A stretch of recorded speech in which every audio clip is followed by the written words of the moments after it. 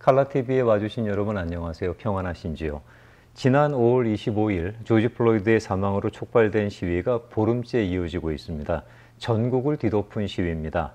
한동안은 폭력 시위로 우려가 됐지만 지금은 평화 시위가 유지가 되고 있습니다. LA에서는 아시안이 주도하는 인종차별 반대 시위가 진행되기도 했고요. 제가 근무하는 회사 앞 광장에서도 시위가 진행이 됐습니다. 그만큼 시위의 명분과 취지에 공감하는 분들이 많다는 반증이겠죠. 당연히 차별은 종식되어야 하고 그로 인한 이와 같은 비극적인 일은 다시는 반복되어서는 안 되겠습니다. 오늘 소개해 드리려고 하는 내용은 이런 인종차별로 인한 세대 간의 갈등이 되겠습니다. 요즘 자녀들이 사용하는 소셜미디어에서는 Denouncing Parents, 이 부모를 비난하는 영상들이 마치 유행처럼 번지고 있습니다. 그런데 그 수위가 우려스러울 정도라서 이게 뉴스가 되고 있습니다. 어느 정도인지 먼저 영상부터 보시겠습니다.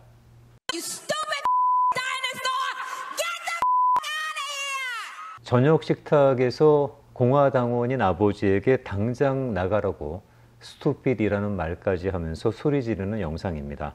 실제 상황은 아닌 것으로 보입니다. 하지만 이런 패러디가 자녀들 사이에서 환호를 받는다는 거죠.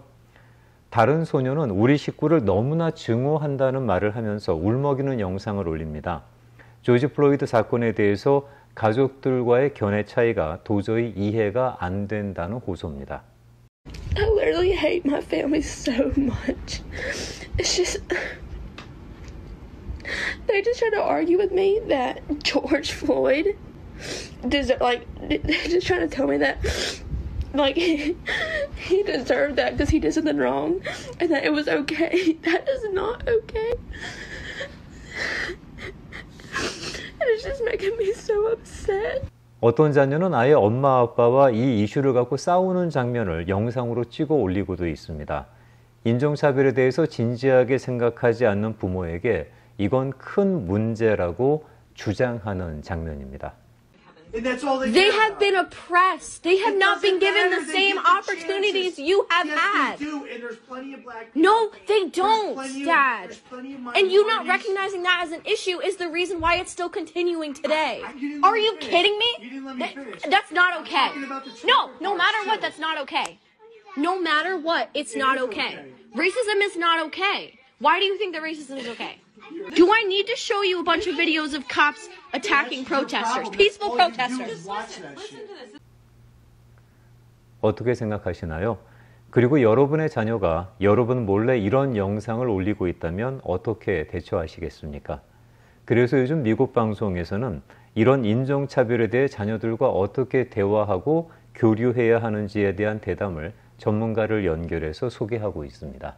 So important, George. It's already been such a challenging year for everyone, including parents, dealing with the pandemic, the economic fallout, and now the death of George Floyd has ignited intense protests as we see all across the country. Deborah Roberts talked to some parents about their concerns about how to talk to their kids right now.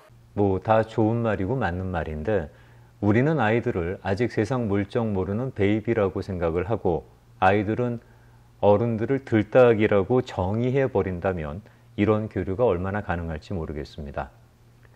2020년이었습니다. 올해 5월 퓰리처상 수상자 가운데 논평 부문상이 있었는데 그 상이 뉴욕타임스에 기고한 니콜 해나 존스에게 돌아갑니다.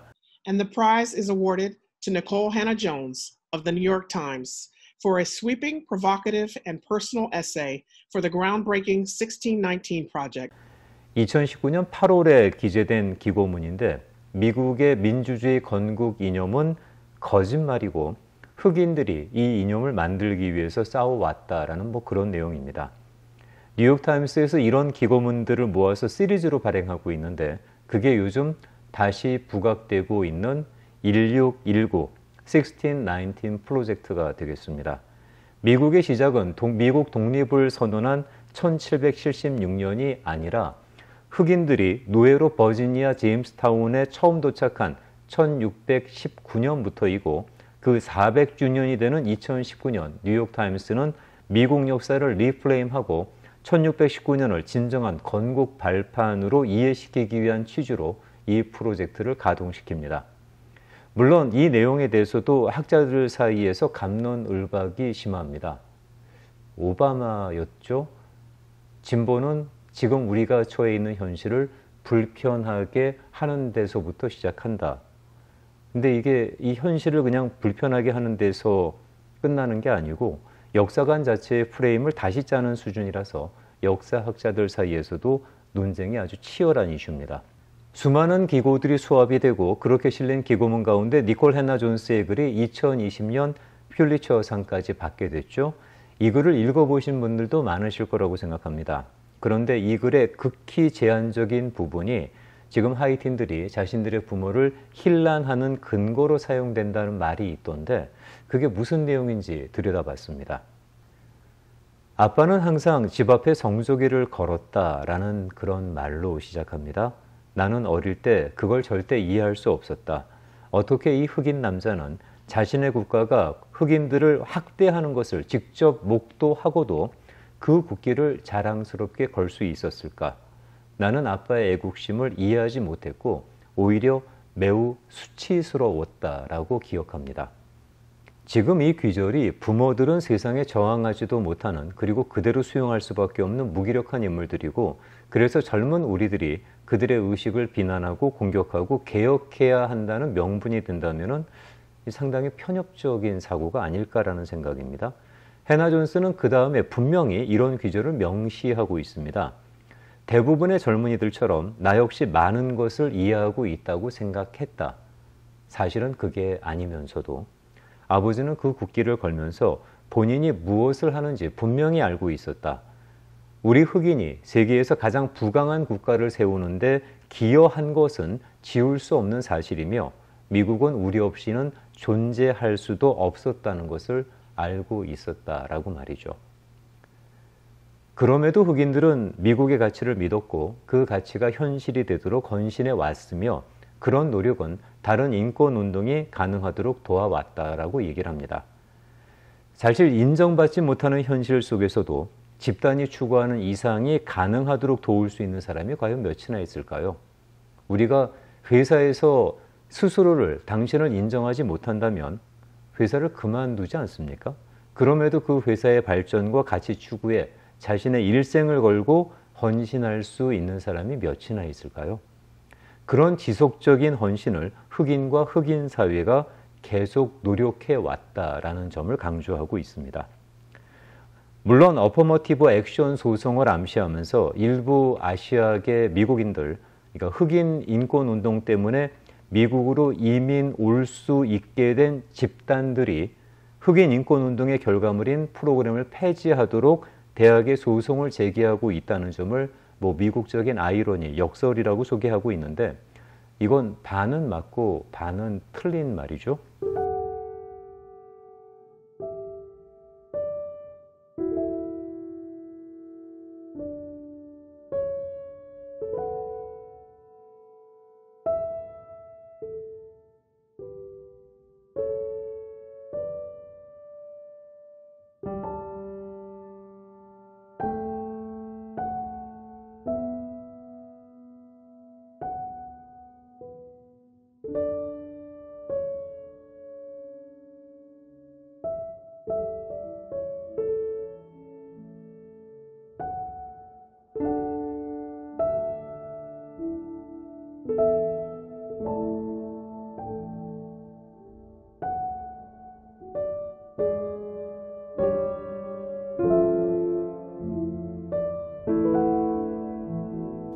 저자 스스로도 흑인이 온전한 권리를 누리게 된 것이 이제 50년밖에 안 됐다고 하고 있는데 중국계 이민자들의 이민은 1840년대부터 시작이 됐습니다.